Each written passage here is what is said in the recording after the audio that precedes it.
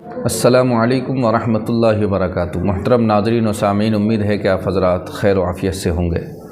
दोस्तों, अल्हम्दुलिल्लाह दूसरी किस्त का भी ऐलान हो गया है और काफ़ी लोग अल्हम्दुलिल्लाह उसे भर चुके हैं और भर रहे हैं। कुछ लोगों के जहन में सवाल ये है कि दूसरी किस्त की जो स्लिप है क्या वो भी हज कमेटी को जमा करनी है? जी हाँ, वो भी जमा करनी है।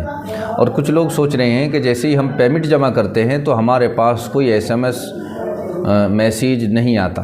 दोस्तों, इसका कोई SMS नहीं आता है। आप हजरात को जो कवर नंबर दिया गया है वो मेन चीज़ है।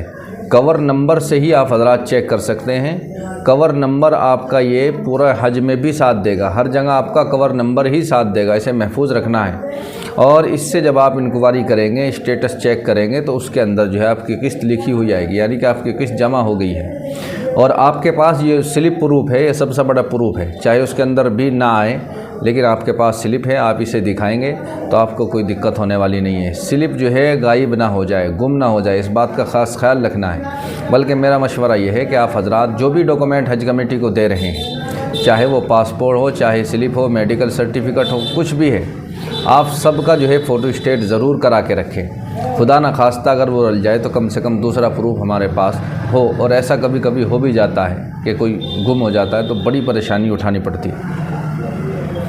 एक भाई ने सवाल किया है कि तीसरी किस्त जो है कितने की होगी लगभग?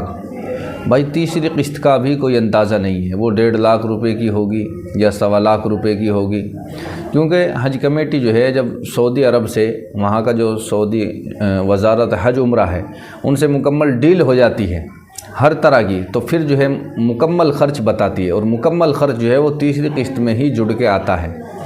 इसलिए वो कितने की होगी अभी कोई अंदाज़ा नहीं है। और हर स्टेट का जो है वो हज का रेट अलग अलग होता है। एयरपोर्ट की महंगा और सस्ता अलग अलग होता है, तो सबका बराबर नहीं होता। किसी की 1.5 लाख की आएगी तो किसी के 1.25 लाख की भी आएगी, किसी की 2 लाख की भी आएगी। तो अभी से कोई अंदाज़ा नहीं लगाया जा सकता।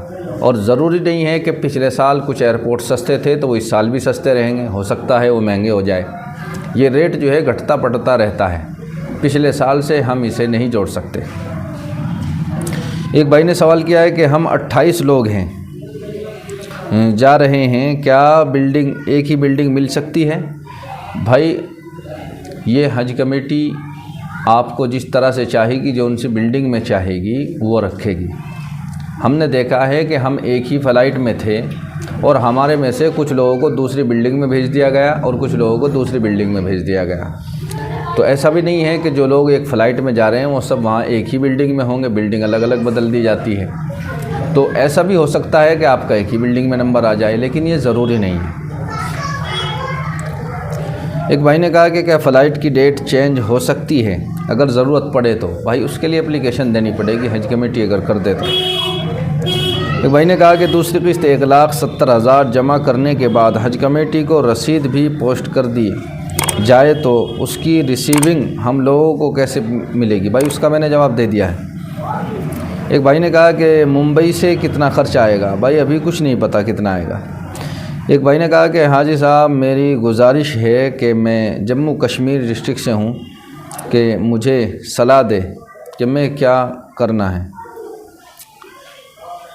भाई, आपका सवाल समझ में नहीं आया। आपने बात तो लिखी नहीं कि आप करना क्या चाह रहे हैं, क्या आपको परेशानी आ रही है। वो परेशानी आपने नहीं लिखी, दोबारा से सवाल करें।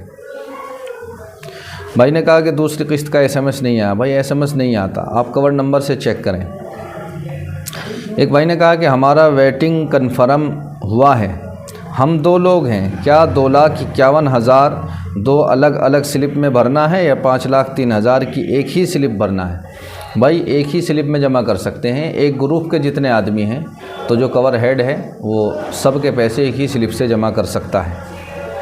एक भाई ने कहा कि अगर एहराम की नियत में हिजाब पहनने में कपड़ा चेहरे से लग गया तो क्या होगा?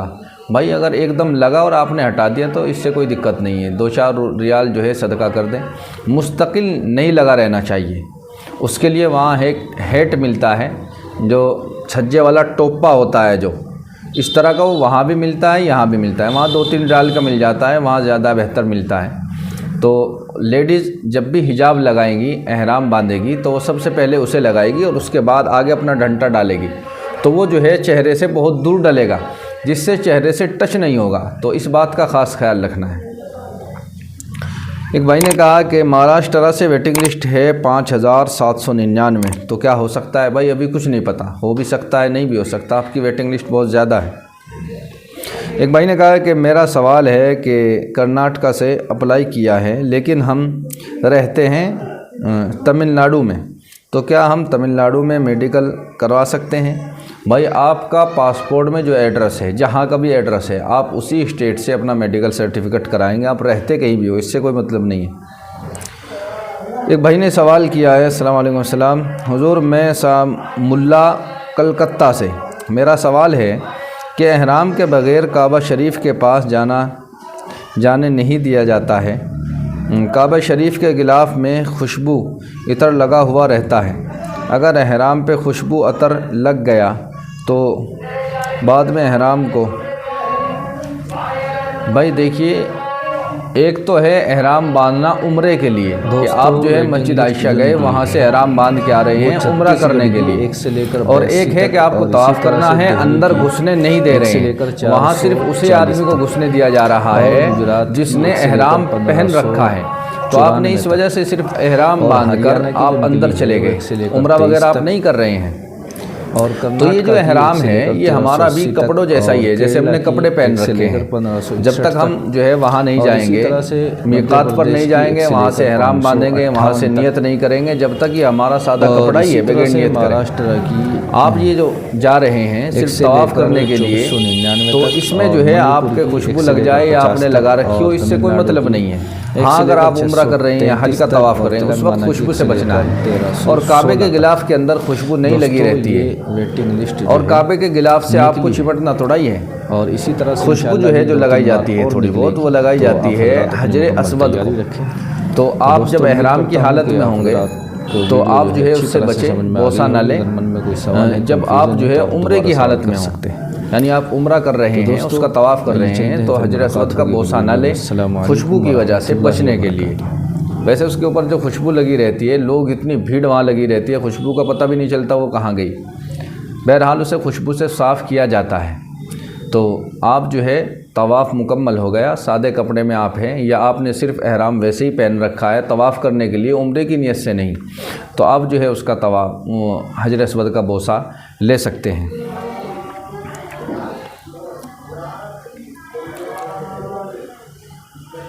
एक भाई ने पूछा है कि हाजी जी क्या दूसरी किस्त को 2 बार जमा कर सकते हैं 10 मार्च तक? भाई एक बार में जमा करते, 2 बार करना चाहें 2 बार भी कर सकते हैं, कोई दिक्कत नहीं है। तो दोस्तों ये आप हज़रात के सवाल थे जिनका मैंने अच्छी तरह से जवाब दे दिया है। मन में कोई सवाल है, कन्फ्यूज़न है, तो आप दोबारा कमेंट में सवाल कर सकते हैं। दोस्तों आपको हमारी वीडियो और हमारा समझाना अच्छा लगता है तो वीडियो को लाइक और शेयर ज़रूर करें, और चैनल पर नए हैं तो सब्सक्राइब भी ज़रूर कर लें ताकि आने वाली हर वीडियो आपको मिलती रहे। अस्सलामु अलैकुम वरहमतुल्लाहि वबरकातुहू।